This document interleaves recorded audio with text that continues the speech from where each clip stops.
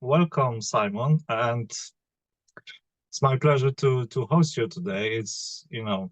I've been following your journey, your ads about naked retreats, and all the stuff that you're posting. And yeah, you strike me as a very interesting person. And the I named this podcast "Curious Heart" podcast.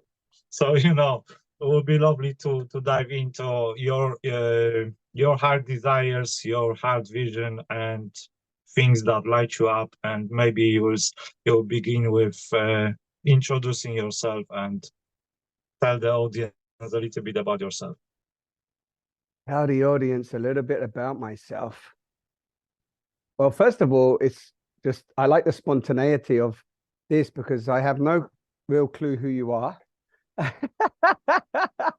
Don't you love that? Don't you love that? How we find ourselves on these interwebs interacting. Yeah, And, absolutely.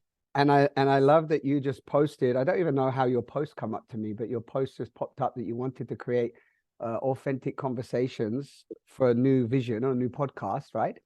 Yeah. And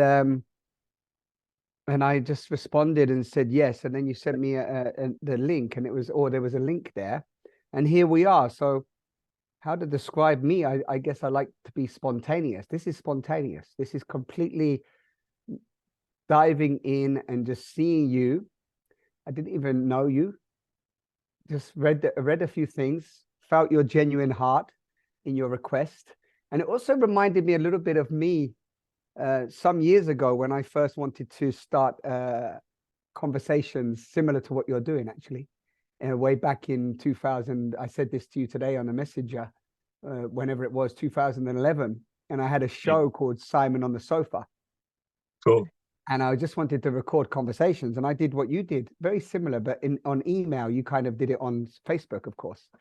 So I'm spontaneous, and I'm all for those that want to speak more truth and love themselves and share more love in the world. So your post inspired that. That's why I'm here. Brilliant, beautiful. And yeah, so my idea for this podcast is basically to have a conversation. I've not prepared any questions, and yeah, the same. exactly like me. Good. Yeah. It's just let's go. Yeah. Yeah. And what's lovely is that you actually say conversation, because what happened now, and I'd love to hear from you, what's really inspired you to just do this. Something's driving it's even today you shared a post on your Facebook today about you want to see heart centers popping up around the world. So maybe it would be a nice also for those listening, like what's just made you write that post and start this podcast? I'd love to know that. We can get to know each other in this call, because I have no clue. Yeah, absolutely. This is the idea. This is the idea. My idea is to to get to know more people who I resonate with, whose energy I resonate with. So it's quite basic. There is that burning desire to connect and to co-create, collaborate with others. And I've been doing that through my art, through my writing, and through my self-expression. But definitely there has been that part missing, which is like connection and conversation. I when I meet with my best friend and we have like really deep heart-to-heart conversation, this is one of the best things that ever happened in life. That's it's like on the same shelf as the blue skies and sun, giving you that energy, that optimism. Yeah. And and definitely this has been my journey of self-acceptance. So this is like a next step for me to actually talk to more people, because in the past I would always have this hindrance telling me, oh, you can you can create, you can share your creations, but mingling with people is not super safe, because of experience, judgment, rejection, when I was young, and very since very early age, Yeah. So Lovely. yeah, So you're already stepping out of your comfort zone just by saying, okay, it sounds like, I mean, I don't know this, of course, but it sounds like you like to confront yourself with the parts that maybe you're scared of in order to grow and expand and face those parts of yourself rather than run away from them, even if they've been holding you back for a number of however long. yeah. I honestly, I wouldn't say I like, but Yeah. but I recognize the whisper, of the soul that keeps Yeah. banging on the same tune, and Yeah. Tapping on I, your shoulder. yeah, I haven't been listening, Yeah. yeah. So this is definitely like I'm saying, this is like a, let's say, next stage of my evolution, Mhm. to be more visible, and even, what's this is I love this journey, and all those things that unfold when you open yourself up. And then, like, after today's post, I started, I had an idea of just renting some, like, a, restaurant or something, creating workshops for kids and adults, and raising some money by doing this, and taking that into some next project, and like expanding. So and it's very simple, but it didn't occur to me that it could be that simple, and yeah. Beautiful. So it's like, this, like, kind of like doors keeps opening, in my mind, and obviously one door leads you to another, and then yeah. Yeah, it's beautiful. Thank you for sharing that. It actually reminds me of, as I said on your post today, I had a similar idea, and as you're speaking, I'm even receiving the message from you already that so often I've complicated things because I want them to be a certain way. Mm, I overthink them at times and think like I don't have the money or the resources or the team, or it's not possible. And when I read your post today, that's why I was laughing, because I'm like, oh yeah, this idea of, I always had this vision of like you called them heart centers, I called them when it first came through, it came through as like centers of evolution, all where right. where Okay. the idea was that people could. And I remember speaking to my friend in the Dominican Republic about this, and she's a very you could call her an entrepreneur, and she supports actually this beautiful school that has 1,500 children from the age of 0 up until the age of 16 or maybe even 18 when they leave school. And Mm, these are children basically from the shanty towns, from the ghettos. yeah. And so many of them, like, they're born, either their mum and dads are alcoholics or drunks, or they just can't pay for them to go to school. There's no possible. So there's a group of, let's say, more affluent, the so-called rich, that put money into a charity that supports her to make this happen. But at the same time, she didn't want to be reliant on that. So over the last years, I mean, it's been going for many years now, but over the last 10 years, she's been wanting to make it that the school itself, through what they learn in the school, the children of that school create businesses and ideas that fund them and fund the school, right? It's pretty genius. Brilliant. Yeah. Yeah, it's really beautiful. And then, Yeah, yeah. and now, and when you said to me today, you want to help children and so on, I thought of her, and then I remembered this thing of, these centers of evolution, these places where people can come who, like you, I love what you said about the deprived kids. I mean, I grew up in a council estate in England. Where are you based? Where are you now? At the moment, I am in Frome, In Frome. Somerset. Frome, close to Bath, near Oh Bath. yeah, yeah, okay, yeah, okay. In Somerset, yeah, you're in the Yeah, UK, yeah, exactly. yeah. Right. So yeah, so I grew up in a small place called High Wycombe in Buckinghamshire. I don't know if you ever heard of that, but it's in down kind of the Oxfordshire, Buckinghamshire, Yeah, and yeah, so yeah. on. On the way to my ex-girlfriend, I was passing there all the time, every time through High Yeah, Wycombe. Yeah, the exactly right. train. The Yeah, so train it's goes there from London. Yeah. exactly, yeah, it goes straight through there from London and up. Yeah. But anyway, my point being is that I always had this idea that there's many kids, because when we grew up, there was things called community centers, right? You might remember this, but the community center was, you know, stuff we didn't want to go to it. We were like, you know, we're the cool kids, you know, who's going to go to the community center, right? It's like we're just out on the streets hanging out, and the streets were our home. But now the streets are not even really the kids' home, because they're told they shouldn't go out. It's not safe.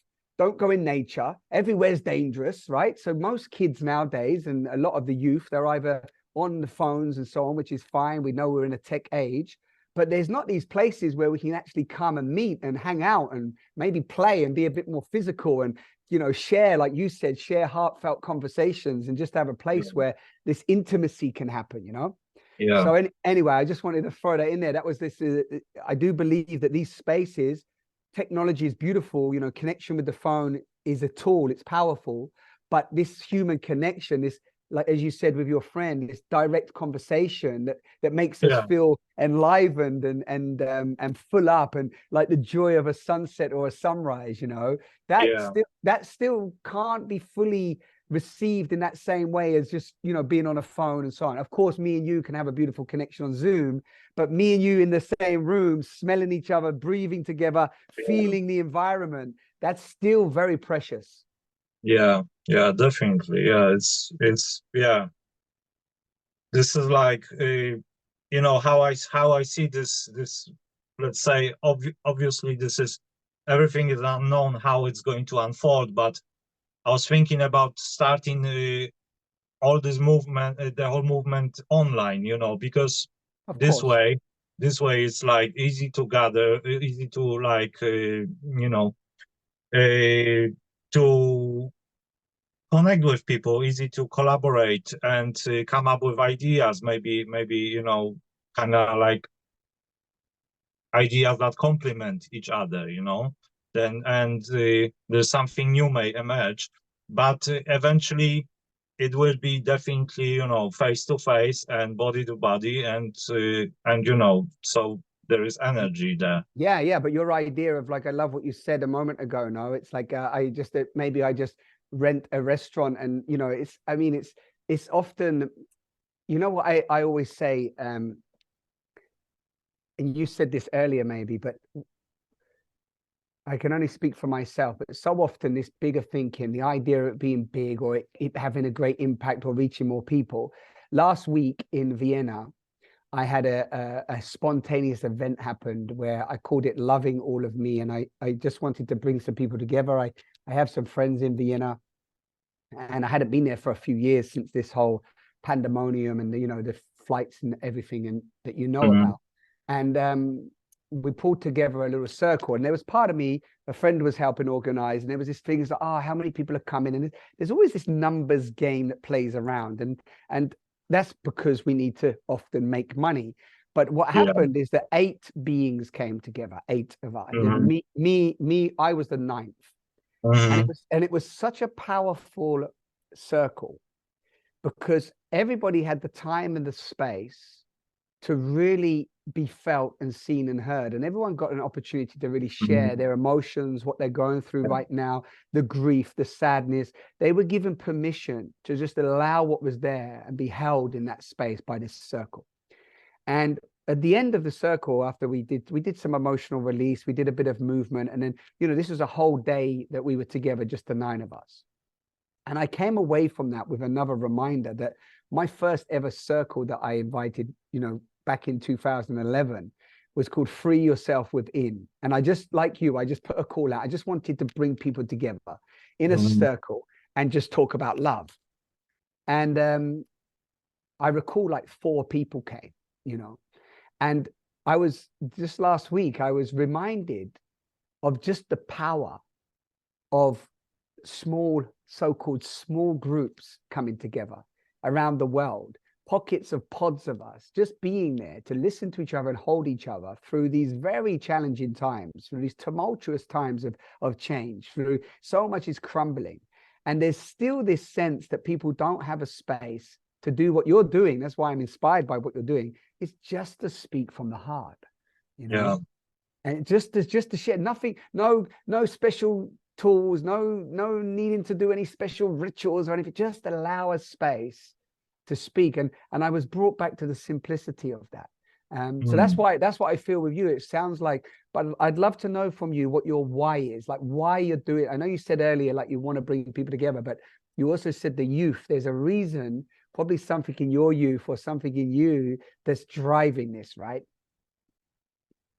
Yes, absolutely. And by the way, I was born in Poland. I don't know council, estates and that much. well, maybe But in we Poland. have our own. We have our Yeah, own. yeah, Yeah. I'm sure. I was just in Poland last year, this year, sorry, Yeah, I for saw one of your posts. Yeah, yeah, yeah, yeah. yeah.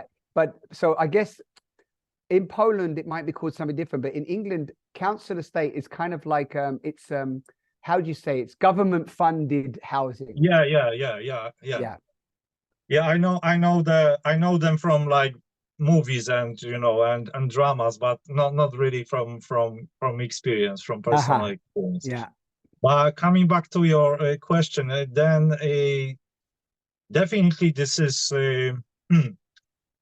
I would say that I'll take myself now back to when I was a child, and I innately knew what was right for me. You know, it was like just like air. It was so obvious that I knew what was right, and when I started getting to know all this complexity of society, and how grown-ups tell you that no, what you're feeling is not right, or what you're thinking is not right, Mhm. then I gradually shut that down, that part of myself, and became dishonest to my parents, and by doing that I became dishonest to myself, Mhm. to kind of like keep myself safe, let's say, and say and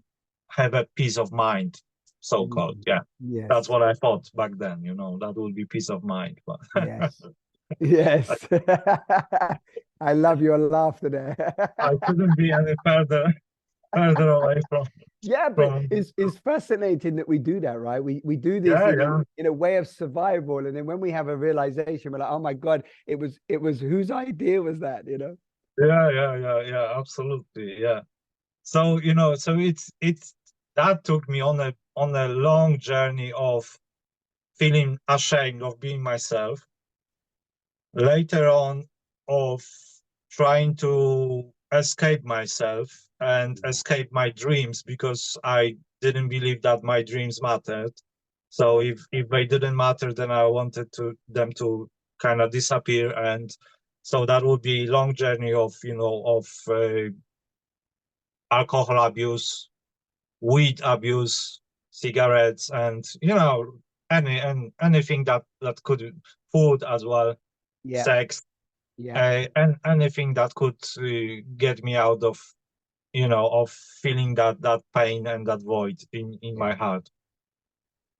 And about like I think 5 years ago, I started painting, and that was like my reconnection, my first step of for reconnecting with my inner child. Beautiful. And from then on it started unfolding, because in my paintings I started painting following my intuition and just going spontaneously, just taking oil pastels and creating whatever wanted to flow through me, and wherever the colors and the mixtures of colors and the shapes they formed did lead me to, and gradually I started coming back to different outlets of self-expression, like poetry, writing. Recently I finished the draft of my novel, which is based on my childhood and my teenage years. So there's a lot of Beautiful. emotional release through fiction writing as well. Which is one of the most beautiful ways. That was a great catharsis for me.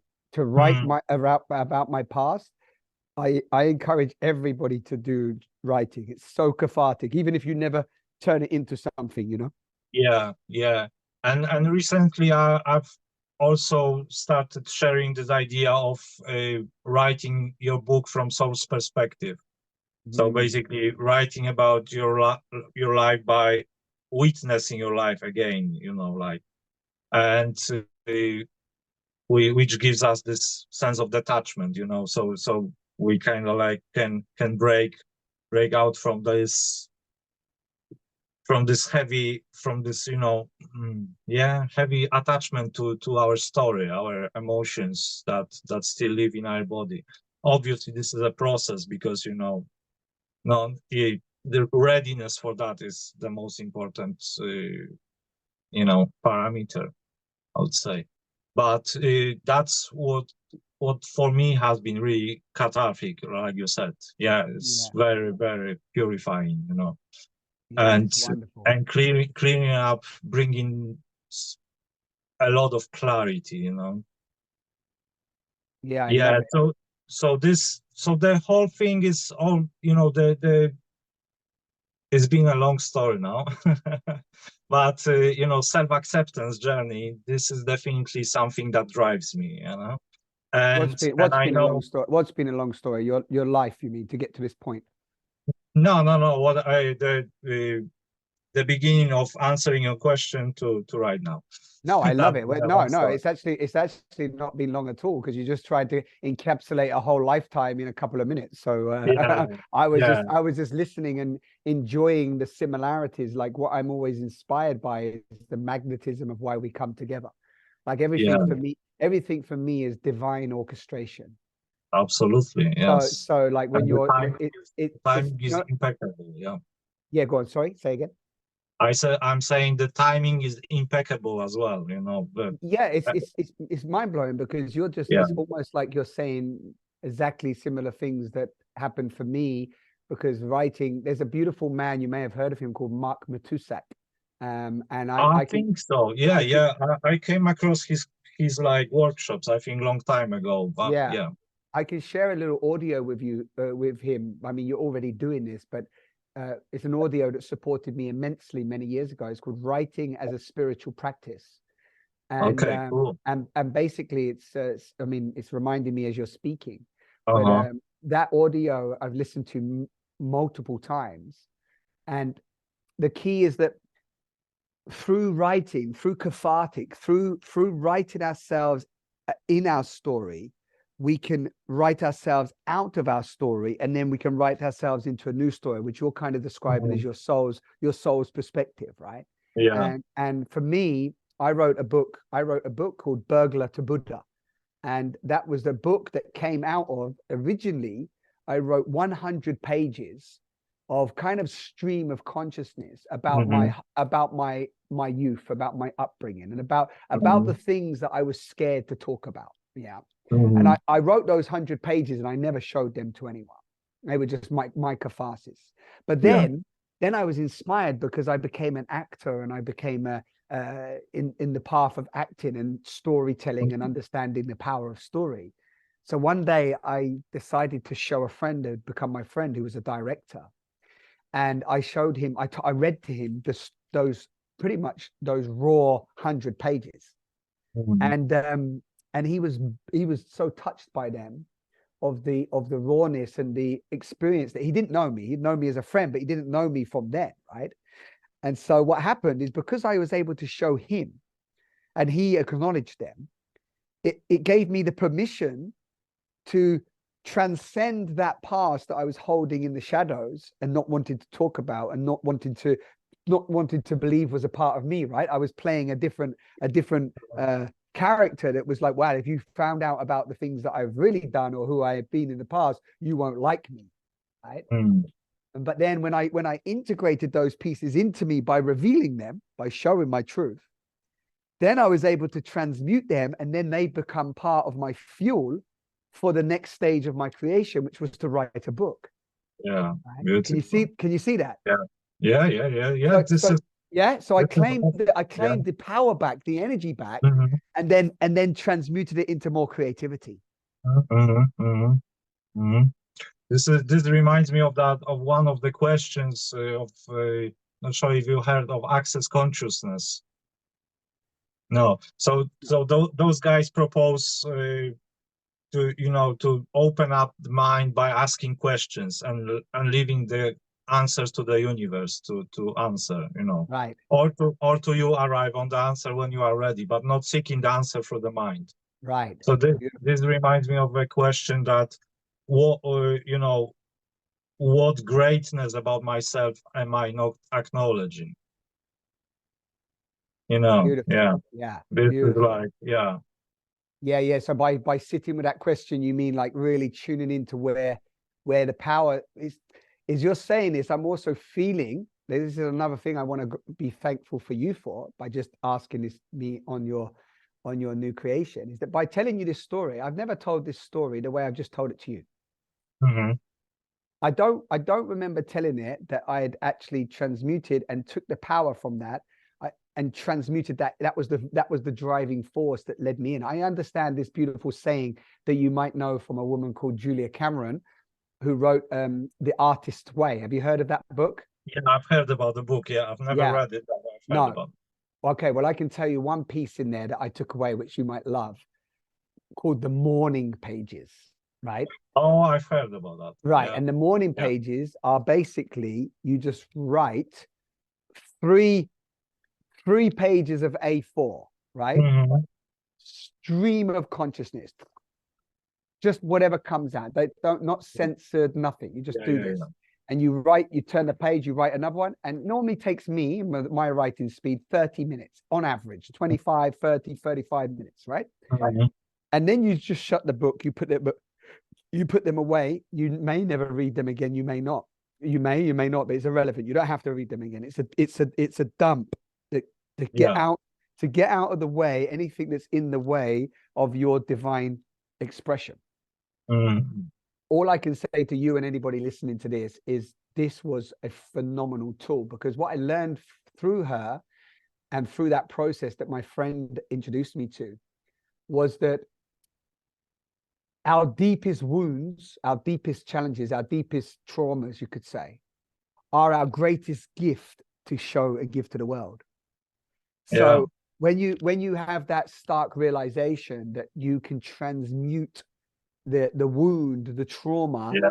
into power, into creativity, Mm. it starts to give you, or not just you, but I know you might know this, Yeah. but it starts to give those listening or me, let's bring it back to self. It gave me the realization that what I had experienced wasn't a burden or a problem, but was an opportunity. Yeah. And when we realize that, and people got so many people in life are saying, "Oh, what's my purpose? Why am I here? What do I want to do? Who am I? What should I do in the world?" Often avoiding the trauma and the pain and the suffering that they've experienced because they want to get away from it. Yeah, Yes. you Yeah. know. Whereas for me, the trauma is a kind of access point to our truth. Yeah. So when we go into that, that can often give us the fuel of how we then want to inspire others in the world. Because guess what? We can only help those that we've been, right? So I can help Yes. people that have been through my experience and you the same, you know? So anyway, I don't know if I went off on a tangent there because I might get Oh, no. excited, but that's, Beautiful, beautiful, because yeah, that brings me back to what I was going to say about, how self-acceptance in my case is connected to my vision of getting people together and creating those art centers. Because I know that deep down, then there's so many people that re resist themselves, resist their own spark of divinity, of their essence, because because they were judged, like myself, uh, because they don't believe in that there is anything extraordinary about them. They they think, you know how it is, like sometimes you want to create something and there's that voice in our head, who do you think you are, you know, to do that, yeah. Oh, not that So voice, that voice. Ah, yeah. So yeah, so you know, this is like very universal archetype in our yes, psyche, you know. yes. And yeah, so so I would love to see the world where, or I would love to know that this word is coming, even if that is after I passed in this incarnation, that the word is coming where people follow their heart. And this is simple, you know, people following their heart, you know, Beautiful. that's it. I love it. Yeah, and tell me. I mean that's kind of what me and you did, right? But actually, I'd love to hear from you. Like, what does it mean? Yeah, let's break that down a bit because sometimes we hear that, no, follow your bliss, follow your heart, Yeah, and maybe what we can do if it feels right. I'd just love to hear like what does that mean for you? Because maybe we can share something that how that kind of showed up for you and I in practical terms, right? sure, sure. Yeah, so this is again coming back to self-acceptance, yeah, that then we, you know, we came to this world in particular bodies, particular vehicles to kind of like that allows us to facilitate certain vision and certain energy, certain frequency, and each of us is like a unique frequency of energy. And so following my heart to me means being myself. And you know, and if I didn't have, like, I don't know, writing talent, creative talent, then I would be myself in different way, you know. But like this sense of joy and, like you're saying, bliss, it is like a litmus paper for me. Enthusiasm, all those things are litmus paper that show us where we, when we are, you know, when we follow our heart, when we are ourselves. And emotions as well, you know, when we feel depressed, when we feel sad, when we feel angry, and we don't want to engage with the world, then there's definitely something indicating that we are not really being ourselves, or we are hiding, which is the same thing really. We are hiding parts of ourselves, you know, from Mm, ourselves and from other people. mm, And this is, like I said earlier, this is for me communicating face to face and being more exposed to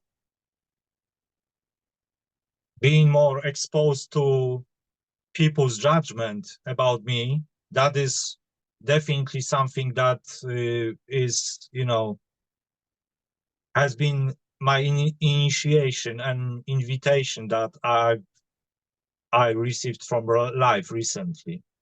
mm. But Tell me, explain that to me. Tell me what you mean by that. You mean you was receiving other people's judgments, and then that was giving you initiation, or you was noticing your judgments? I how I see it is, my mind has been my mind my mind began to like project the judgment of other people onto myself, and that started probably when I was teenager or even earlier, and it hasn't stopped, you know. So it's been like a gradual process of being getting to be aware of this and working with this. And self-acceptance, of course, you know, walks hand in hand, Yeah, the journey of self-acceptance. Yeah, so and by initiation, I'm saying that without exposing myself to potential judgment, which may not happen, but you know, yeah, that's yeah. been fear in my mind. Without exposing myself to that potentiality, I cannot carry out my vision of my heart in the Ah, physical world, right. because I have to go through that challenge. I have to accept the challenge because I know that that challenge contains the gift, as you were saying earlier on. Right. So yeah, so you mean like, for example, say your artwork or your poetry or whatever you're doing now, by you putting yourself out there, you're kind of setting yourself up for potential projections and judgments from others, right? Yeah. And how you deal with them and receive them, which of course you're owning, are probably projections from your own inner judgments that you're noticing. But at the same time, people will project and judge. That's like automatic. Yeah. And you're saying that through that process of trusting through self-acceptance and listening to your heart and going through that, no matter what, that is you being true to your heart, true to yourself. Yeah. Beautiful. Yeah. And so I have a little piece that popped up for me, is because you said earlier, like me, I don't know to what extent you were into alcohol and drugs and so on, but my path was very much around hedonism and cocaine and MDMA and alcoholism, not so much cigarettes, but definitely marijuana. And, I kind of did a 15-year hedonistic journey, from the age of 15 to 30. And it had its own waves in there, Yeah. But it's interesting because sometimes I reflect on that and I go, was that me following my truth in those moments as well? Was I following what I want to do? Because actually it wasn't like, I was just, a drunk and I was off the roads and I didn't know what I was doing and so on, because there was parts of me that really loved many of the things I was doing. And they were also rebellious in their own way. And they were taking me out. They were taking me out of certain conformities that I didn't resonate with. And yet at the same time, there was moments where I was lost and not really listening. This is the piece I wanted to bring in. I wanted to hear from you how it was for you. Like, it was almost like I wasn't really listening what was going on inside. I didn't really know what emotions, well, not I didn't really know. I didn't know what emotions were. I didn't know how my words were impacting me. I didn't know how they were impacting everybody else. I didn't kind of have a broader awareness of, other people. There wasn't much empathy in the space. It was more like everything was about me. How can I survive? How can I get on? I want to be somebody, right? And then there was this kind of like, as I matured and I started to ask what you said earlier, bigger questions, which I want to thank many of the books that I come across, and even my mum for like always having these quite inspirational books in the house, that were a big catalyst for me. But asking these bigger questions were enabling me to listen, and then of course writing, meditation, different things opened up to me, which was enabling me to listen even more to kind of, who's beyond the veils of all these different, projections of beings or aspects of myself that I had adopted and created from, different situations and experiences. Does it make sense what I'm saying there? So it was like, for me, it was that really makes perfect sense. Yeah. So my experience with numbing feelings was similar, really. I'd like to add two things to that: sensitivity and toxic masculinity. Good, carry on, let's hear. So I'm curious. So basically my body always, no matter how much training I did with drinking, to be able to drink more and more and more, to be more manly, Yes. Yeah, no pints, matter, more manly. yeah, no matter, how much training I did, and obviously, because that's how the body works and chemical, well, never mind.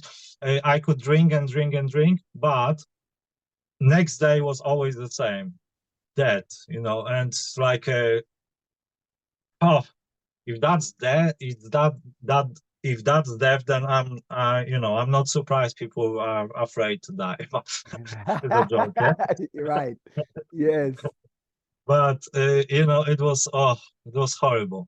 Yes. It was horrible, and it felt like it would never end. The hangover. So my body was always telling me, this is not for you, man. This is not for you. And how long? How many years were you dropping? How many years was this going on? Oh, it was I would say it started like second part of my teens, so Yeah, probably 15, 16, yeah, and carried on for probably like 10 years, yeah, in yeah, yeah. different phases and different volume. Yes. Yeah, but and then when I came to London in 2011, so I was 30. I started drinking again. I was working in a pub, and when I when I I enjoyed the work because it was something new skills to acquire, which always, I love learning new things. But when new things become monotonous, then it's Yeah. like, Ti- Time to leave. yeah, yeah, time to leave. But but money was, the mindset was about money, and so I carried on for some time, but I hated it, and Yeah, so I started drinking heavily again after work, and of drinking course. mostly with myself, Yeah. Yeah, Yeah, and that's uh, also part of the numbing. Now you said the word numb earlier, so it's yeah, part of the supporting. Well, we say supporting the numbing, but actually numbness is a feeling, right? A lot of yeah, people don't realize this actually. They often, when I work with people one on one or in groups, they often say to me, I don't feel anything, Sai. I just feel numb. mm, No, no, no, sorry. They don't use the word I feel numb. They say, I don't feel anything. I'm just numb. I am numb. Yeah. And then Mm, I say, numb is the feeling, mm, you know and that's it. mm, Sometimes that's a shift for mm, people because we think yeah, we're numbing ourselves, right, yeah, by this alcohol, food, drugs, whatever. yeah, yeah, yeah. But like you said, we're actually we're feeling shit, Mhm. we're feeling crap, we're Yeah, feeling angry, we're feeling frustrated, we're feeling hopeless, yeah. we're feeling frustrated, you know We just want to take that away, right? We yeah, don't want to right, feel. We don't want to exactly, feel. exactly, Yeah. exactly, And yeah, carry on, please. these days is all about feelings, it's all about feeling it all, and what's this is another like paradox of life, because we so want to escape the feelings because we associate that with something bad. Exactly. But when you actually start, feeling, then it it's not that really scary, is Right, it?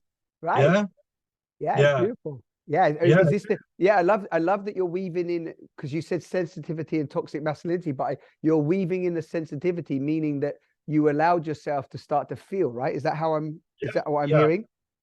yeah, absolutely. I see sensitivity as a body being sensitive to Yeah, yeah, environment and yeah. alcohol and all this, Beautiful. whatever you intake, but also sensitive in a way that perceive more than just ordinary, that what comes through five senses.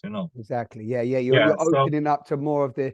You're opening up, or in that point, we're opening up to the bigger body that we are. Right. yeah, and when you are sensitive, when your constitution is sensitive, then obviously you feel other people, you feel Yes. other people, and this is very often what we are afraid of, because we feel other people and we know when the judgment comes from other people, when we say something and there is like a shift in their energy. I said something that they don't like, so I'm not gonna be accepted, Mhm. and as a Yeah. tribal being, there is that part of the brain, Yeah. or the mind, which thinks, oh, that's not right, Yeah. I somehow need to make this work. Yeah. Yeah. Yeah, and toxic masculinity, this was like, I always knew I was sensitive, and always felt deeply, always was feminine more than masculine, in at least how I saw myself.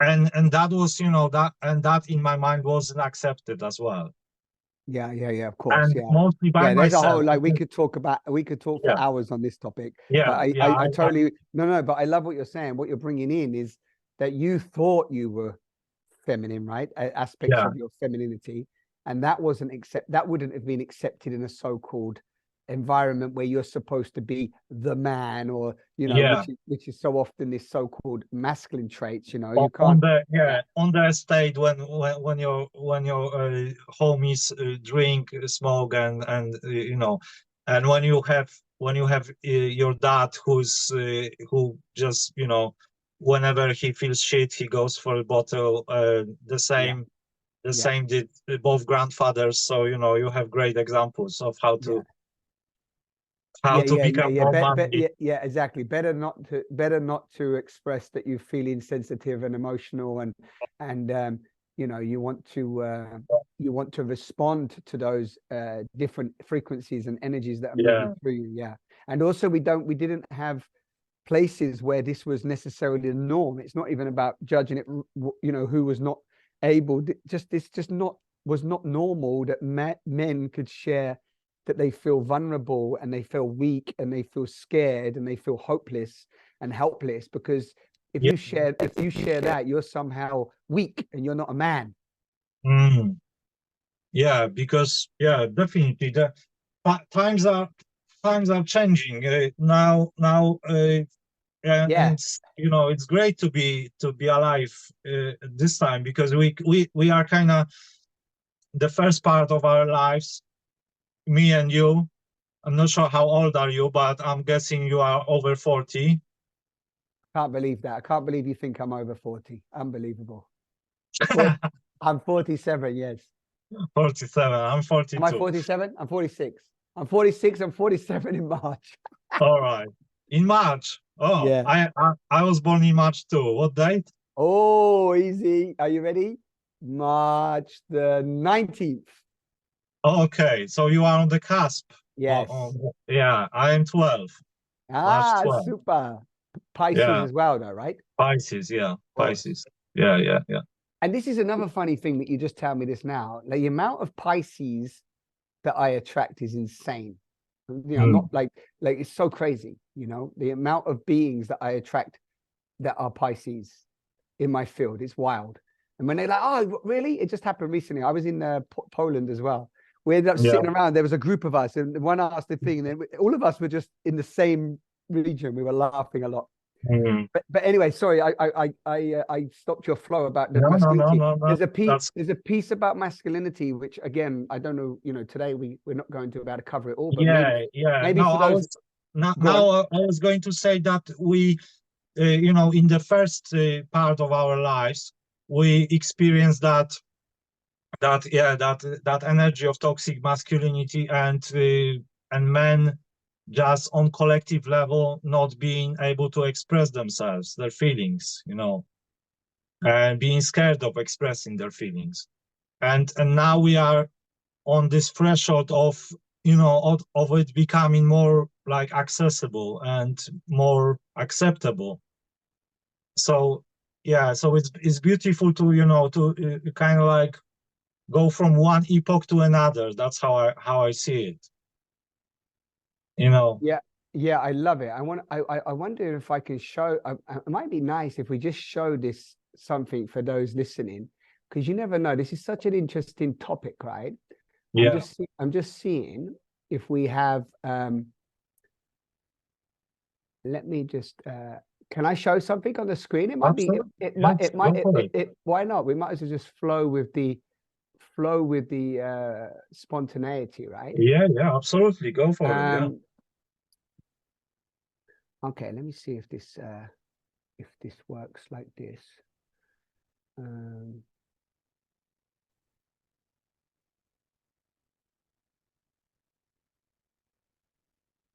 so what I sometimes share,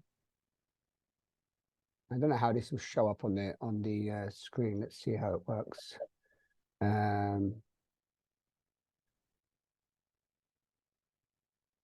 What do you see? Do you see this little chart? Okay. I can see a chart that is in a circle, Yeah, good. like Okay, two pages. Two yeah, 2 pages. pages. Yeah. So what I use sometimes, I sometimes use this thing, right? So you have like Okay. this is just a framework that I found on my travels. And so you see a lot of beings, especially male bodies, I like to call us male body beings, we don't often realize these different aspects of us. So there's this, some of these words like immature, some people don't like the word masculine, feminine, some don't like the word immature, mature. It feels a bit like a judgment. Some don't like underdeveloped or developed. Ultimately, I just say, forget about these things as judging is right and wrong, and just look at the pieces that show up. And what you're talking about today, which is lovely, is that when we're in this kind of immature masculine, which is what you and I experienced a lot, and immature feminine. So what we sometimes forget is that the male body has feminine aspects too, but because we grew up with such a distortion around it, nobody really understood what the hell was going on. Your mum and dad, my mum and dad, we never looked at this, right? So when you start to look at these qualities like show off, exhibitionist, ejaculation oriented, cut off from feelings, self-centered, dominating, authoritative, controlling, aggressive, hedonistic, ego-driven, superior, cheating. I mean, I cheated on, not just myself, always myself, but the amount of cheating that was happening in my environments with lying and thieving and all this other stuff, Yeah. And then over here, the kind of feminine energy that we were dealing with as well is, this drama queen, passive aggressive, unfocused, flirtatious. So when people, a lot of people go, oh, he's so flirtatious, this man is so flirtatious, but that's actually also let's say the feminine aspect of our being as well. So it's not just like, oh, he's a flirtatious being. He's exercising immaturity around his feminine aspect, which relies, look at this is what I love, this piece here, relies on external validation to cover insecurities. Absolutely. And on masculine controlling environment to avoid. Right. To avoid the feeling. Right. And then when we move into, let's say, a more embodied place, so that doesn't mean that we never experience these, right? That these still come up. We go back and forth. Exactly. Back right. And forth. Right. And then I love this part, just this piece here, for the masculine to kind of shift. And this is how we work within ourselves, right? So this is not just about, oh, what I do in my relationships. This is how we can start working with our male and female inside ourselves, our little boy and little girl inside ourselves, our yin and our yang inside ourselves, right? Because the masculine is clear presence holding space for feeling. You see, that's what you did. Wow. Beautiful. That's what you did. That's what you did. And I did. We started to allow ourselves to feel. So our masculine became more trustworthy so that we could be more confident and more positive and more focused, right? We had more clarity. We allowed ourselves to be adventurous and hold space for ourselves, right? That gave us more space. And in this piece here, I love this.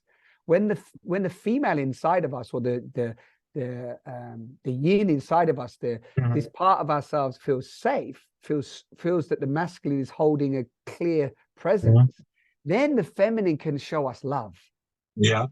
Right? Then it can embrace us, and it can be compassionate. It feels safe.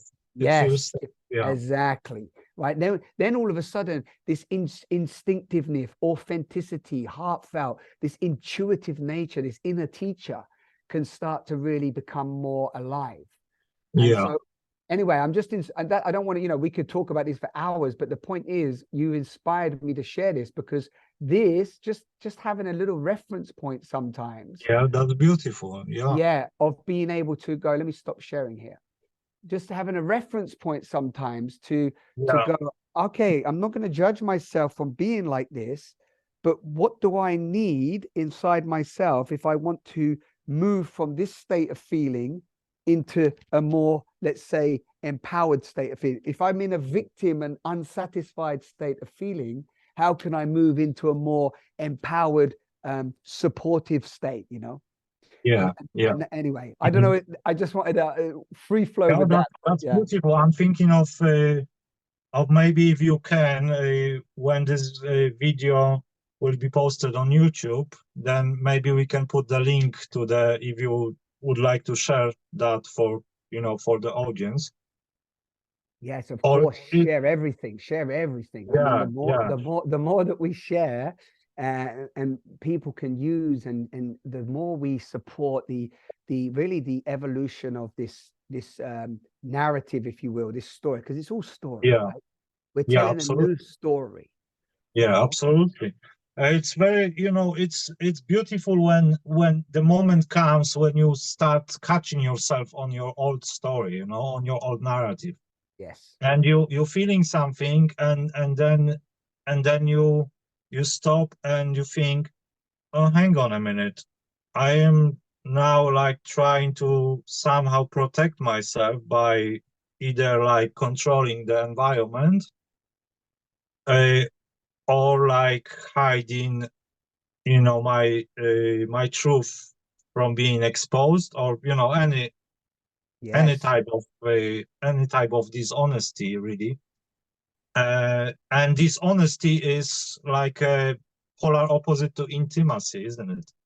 right, Because beautiful. yeah, intimacy is like they say that into me you see. Yeah, Yes, it's like the ability of feeling so safe that you can tell another person your deepest fears, your deepest secrets, and stuff like that. So it's very often, I think this is where the shift happens as well. Very often we think about intimacy being sex, being naked, exactly, two naked bodies together. Yeah, exactly, that's an aspect of it as well, of course. But yeah, it's much more vulnerable to say that, oh, I am afraid of whatever I am afraid of, yeah, to another right. person. Yeah, Yeah, that's nice. Let's breathe in on that. That's lovely. yeah, Yeah, that actually makes me drop in even more to that question now. Like, what's alive in me in this moment, in this time, in this point of having this conversation? What am I feeling that's uh, bringing up fear and overwhelm and anxiety? And uh, and of course, that drops me into um, the sadness and the grief that I'm moving through in these last months, and I could say for the last decade. But the amount of shadows that are coming to the surface that mm, you and I are talking about our personal transformation through our own shadows and our yeah, unconsciousness and ignorance. And of course, at the moment, we're seeing that amplified in the collective yes, field because we're all connected. And yeah, so the intensity right now, as you and I are talking on the 5th of November, which is fireworks night, right on the yeah, 5th, when at the moment in the world we're getting slapped in the face with all of these different systems that are crumbling, and the so-called wars that are being called wars that are pumping up everywhere. And mm, and it feels that there's this real intensity of fear and uncertainty and insecurities and conflict, which there is, of course. And it's not that it's new. It's not like, oh, it's new. Oh, this is all new. It's like, oh, it's worse than ever before. It's like this has actually been happening in the backgrounds since way before you and I were even conceived. yeah. And so when we have these conversations and we get to really share We what's only not aware of it, right? yeah, Yeah, exactly. Well, we just what we do is we allow ourselves, actually what you said is we allow ourselves to process the feelings that we are feeling around that, which yeah, is so often for me grief at the the suffering, the what I sometimes feel that there's a divine orchestration in everything, as I said to you, while at the same time it's not, it's still challenging and sad on to human level, see, yeah, yeah, yeah. to see so much unnecessary suffering, right? Yeah, yeah, because it is like, yeah, there's no split between deeper knowing that we know that it is all orchestrated, and each piece of the puzzle, it's where it's supposed to be. But at the same time, yeah, there's this human compassion, that there's heart to heart, and you see someone being hurt or being killed or so the human part in us feels that, right? Of course, yeah, totally. Yeah. Yeah. And that is something that I feel, well, I just feel that that's just vitally important that we feel, because when we feel, you said it earlier, actually, it comes back to what you said about sensitivity, is that when we move into that greater sensitivity of feeling, like one time Charles Eisenstein said something beautiful to me. He said to me, you know, if you could feel a Mother Earth, if you could sense her as a being, and sense the feeling of her being, you know, treated the way she's treated, and then look at how you're feeling in your own self, how that can extend into empathy and compassion. And when you start to when you start to really see everyone as yourself, and really tap into what you feel, it Yeah, changes the way you act and behave, and the way that absolutely. Yeah. you decide to make certain choices, right? It's like Yeah, it's not even like, oh, I'm doing this because I'm somehow great and righteous. It's like you just you can't act certain ways when you let that amount of empathy in. absolutely. Yeah. And that, you know, another question of access consciousness brings to mind is like, how can I be of greatest service to consciousness, to Mother Earth today? You know, it's like Richard Rudd says, you know, Jinkies founder, he says that, yeah, how can I, what love wants to, you know, create from me? How can I be this Yeah, vessel of love? exactly. Yeah.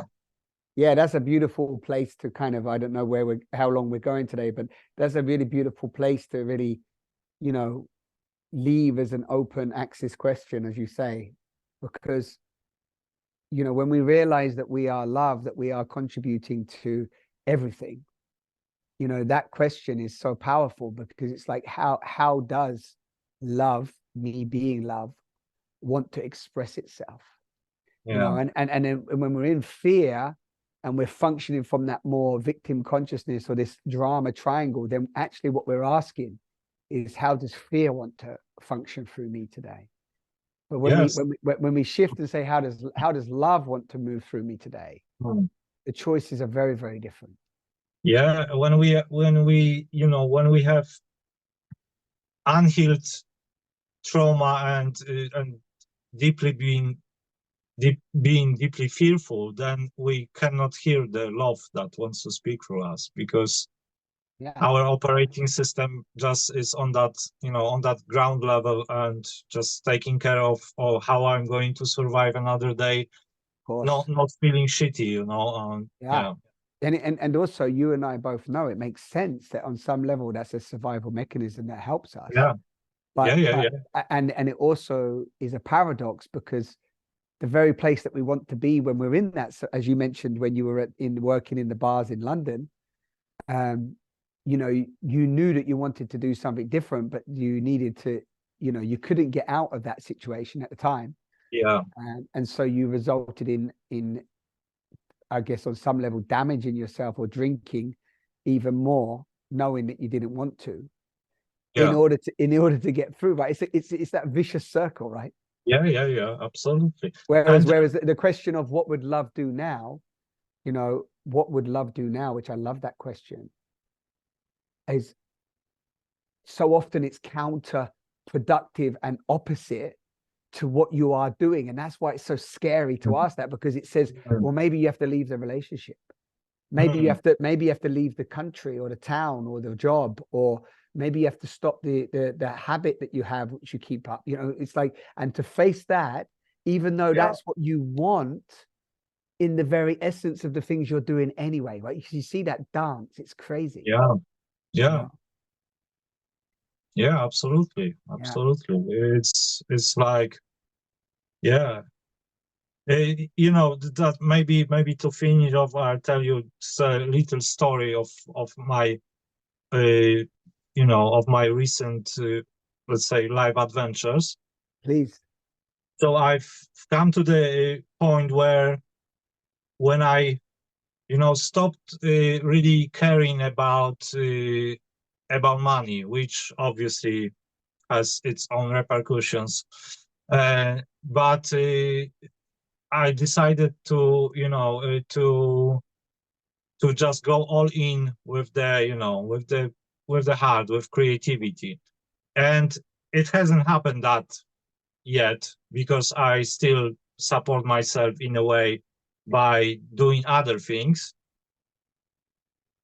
But part of it entails giving up a flat in London, traveling more, and actually becoming like a nomad and like a gypsy.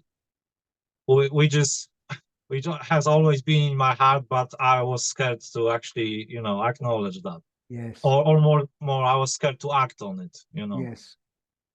And what's interesting is at the moment I am working for accommodation and food provided.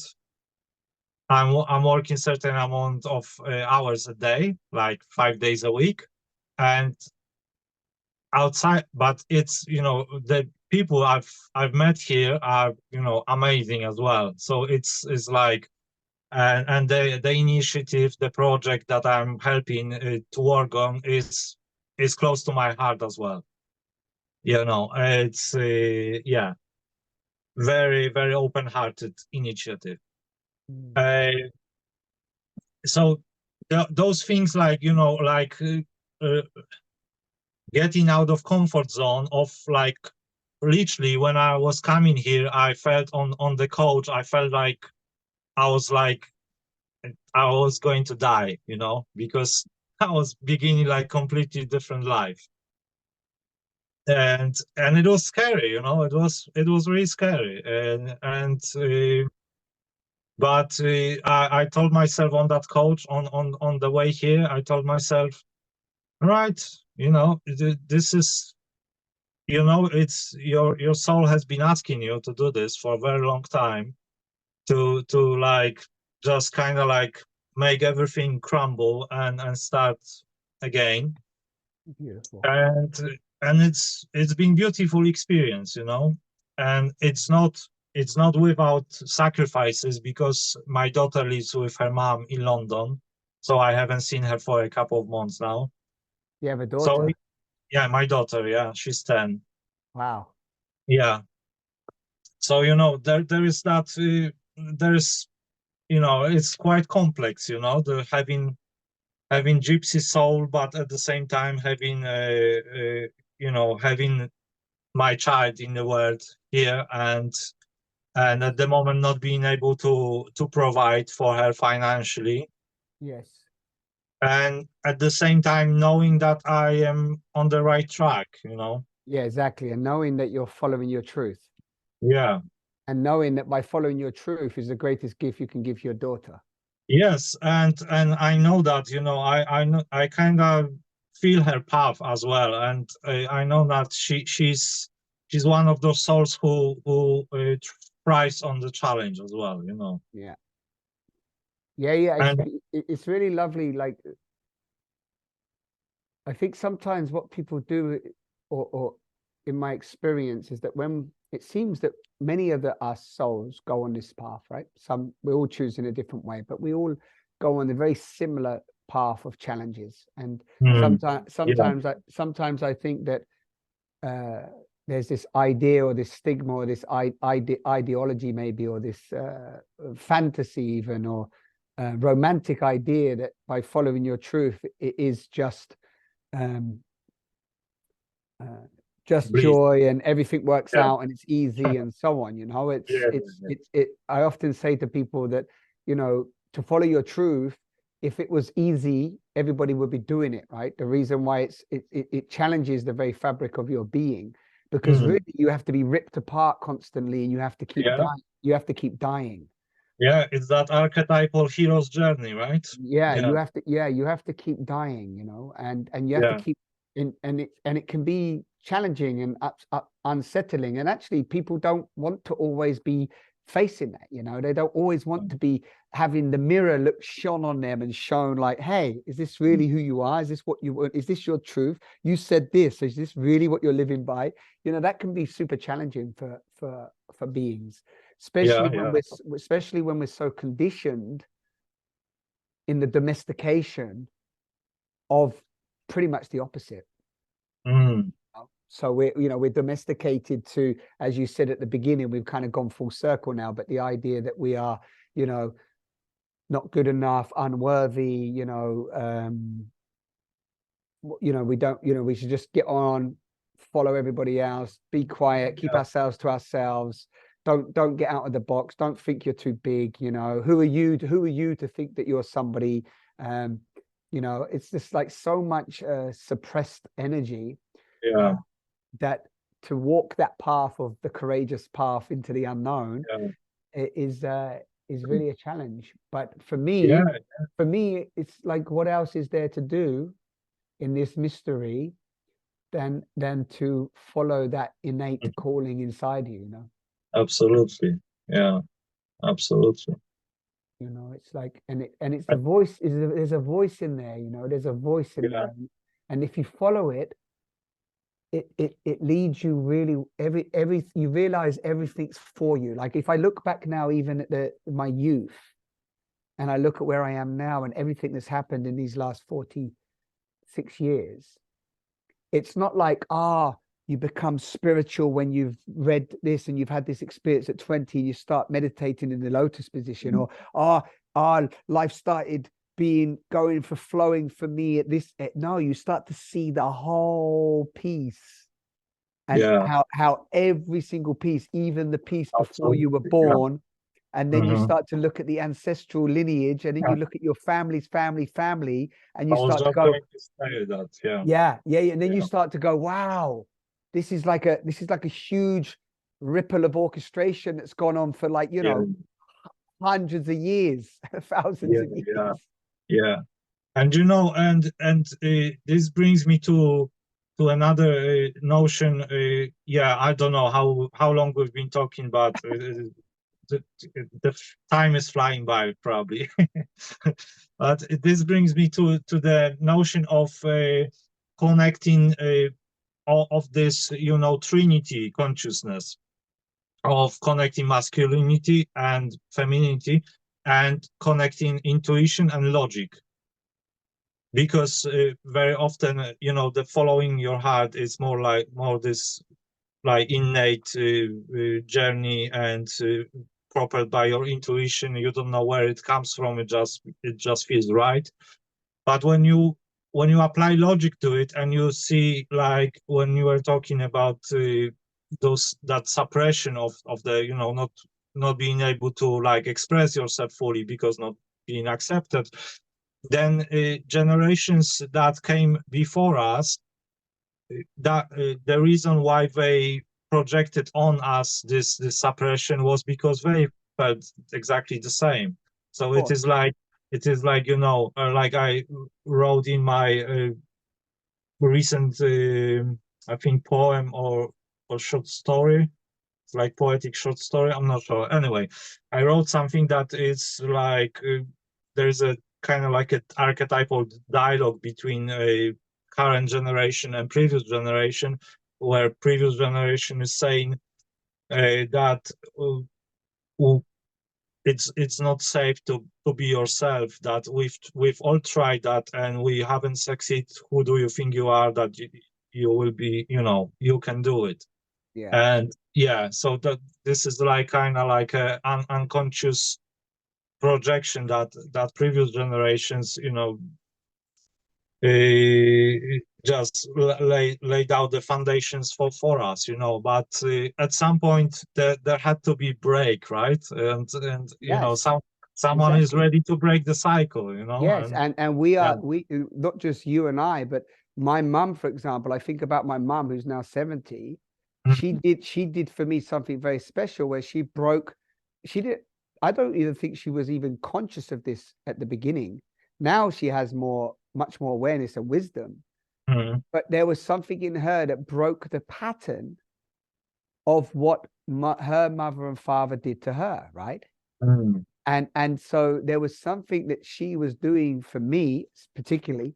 I'm just going to speak for me. I have two brothers, but for me, that enabled me to have a different foundation, right? Which now for me opened up a completely different viewpoint and perspective on reality of how I want to explore reality, because she was giving me so much unconditional love. She, not even knowing fully that she was doing that, but there was moments in my life where I did certain things where it could have just been a load of shame and guilt and blame and all this, but she was so often just even maybe in her denial, but underneath that, but underneath that, she was just saying, it's okay, it's okay.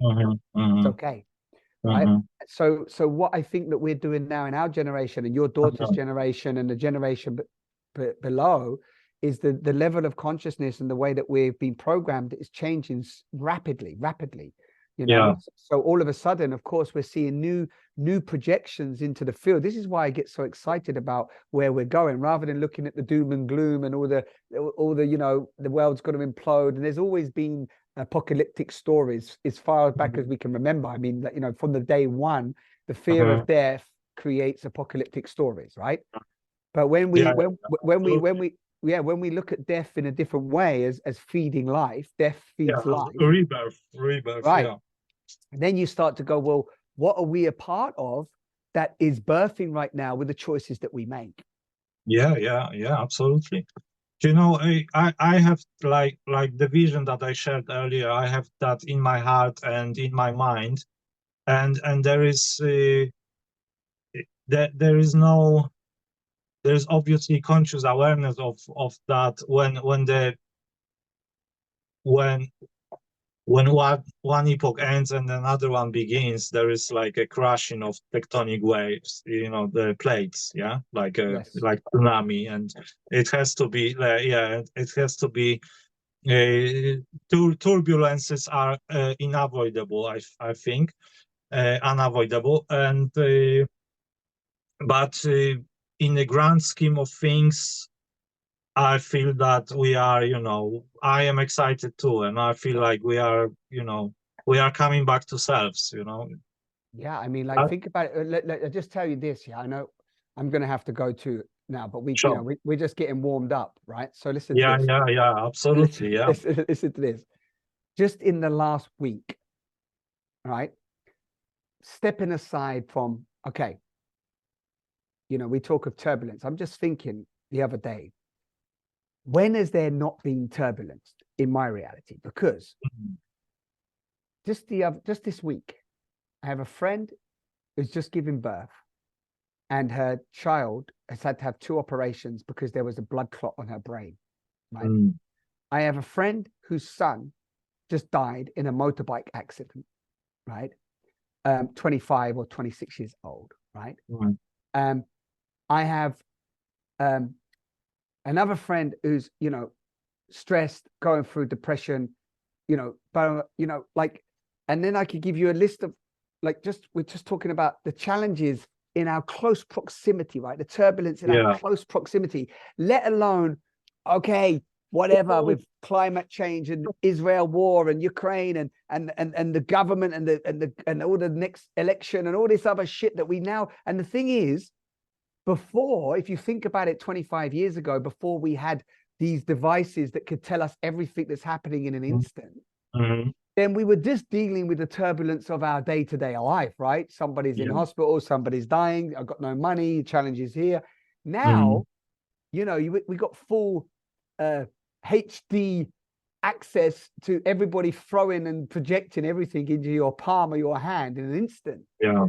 So, that's where we have to keep coming back to our center, what you said earlier as well. Maybe this is a nice place to close it. Like, we have to come back into our breath, into our movement, into this present moment, and find our own center point, our neutrality. Because if we don't, our nervous systems are so dysregulated, so much fear and anxiety and overwhelm can come in that we just want to fight, flight, or freeze. So for me, what's important during these times, I don't even know why I'm telling you this now, but this is what's coming up, right? For me, the importance of these times is that we keep taking moments to take care of ourselves, love ourselves, breathe, nurture ourselves, cleanse ourselves, because It's okay going, yeah, what we're going to do to help this problem, solve this problem, because the density of the shadows are so vast that they can just consume us, you know, Yeah. and drain us. And what we have to do, like you're doing, we have to have these heart conversations, these places where we feel supported, that we're getting listened to, and that we're being able to express ourselves and feel what we need to feel, so that we can navigate through the turbulences of so much change happening all at once.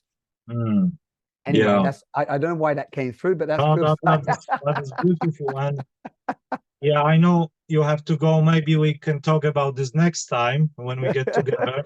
But I wanted to touch on the self expectations. You know, this can be like a very slippery slope as well. Even when you have good intentions, but you kind of don't listen to your body, and you are like achievement orientated, and oh, you mean that's high, yeah, you mean high expectations, high self expectations. Yeah. Yeah. I mean, that's a whole, you know, that's a whole topic. But before you we know, go, what's really lovely, I love, like, if you fancy this, but because we just gone on a whole journey now, a whole dance. I just sure. don't even know where we've gone. My Lord, we just covered some ground. But what's really lovely maybe is there's always something else to talk about, right? There's always the next Yeah, thing, and the piece weaves in. And you and I are just showing up today, and having never known each other, met each other. This is like the first time we've ever had a conversation, right? It's for me, it's so unique. So maybe we just sit in silence for 1 minute and close with some gratitude of of just this encounter, because ultimately this encounter is for you and me. yeah, absolutely. Yeah, yeah, absolutely. You know, that it's the rest is just a byproduct, yeah. Yeah. So let's just take a few breaths and But just have a moment of appreciation.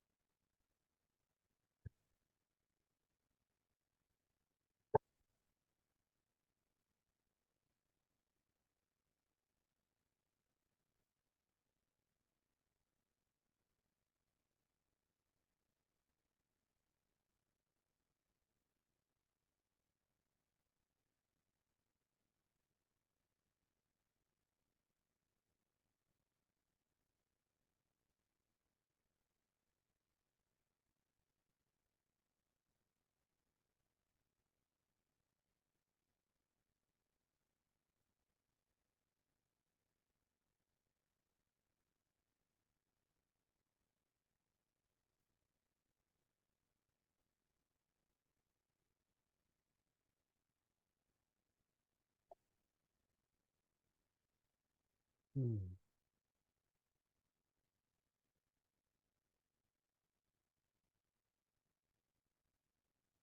Yeah. Yeah. I just like to breathe and slow down. Sometimes I can feel the excitement in my body, and the all the different perspectives that we shared. But I also just want to drop into the gratitude of this opportunity to speak and just voice. Now it always feels quite cathartic just to voice this stuff, whatever feels real or not. So I want to acknowledge you for just creating the space for a conversation from the heart. And whoever listens to this or doesn't, maybe they take a little piece for that. I'm grateful for that as well. And I'm grateful that we have technology that can allow us to share and offer this into the world at this time. And I'm also grateful for your sensitivity and your vulnerability, and your putting yourself out there in the world as this new stage of your expression. And I'm grateful for some of the insights. I can feel them dropping into me in terms of some of the things we've shared, and some things that felt clear, and also some reminders. Um, yeah, I feel like I gathered some reminders today of what sparks me also with joy, and the simplicity of conversation. Mm. Mm. Thank you for that. Thank you, Simon. I'm grateful for you, for your energy, and for this journey we went on together. And I feel that this is, like you said, we are only warming up, you know. This is, yeah, beautiful. And when we were in the silence, I felt beautiful energy of kind of like a nature fairy kind of energy, and which gives me this, you know, this reminder of that, you know, following the what's natural for me, and possibly invitation to commune with nature more as well. Yeah. Mm. Beautiful. Ah, beautiful. Yes, that's a great message for me also. I was recently in the forest just enjoying a commune in that way, and there's so much wisdom for us there. So thank you for that reminder.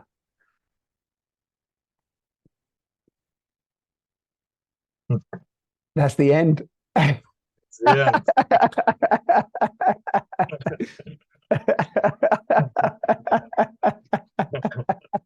Oh, been beautiful, brother.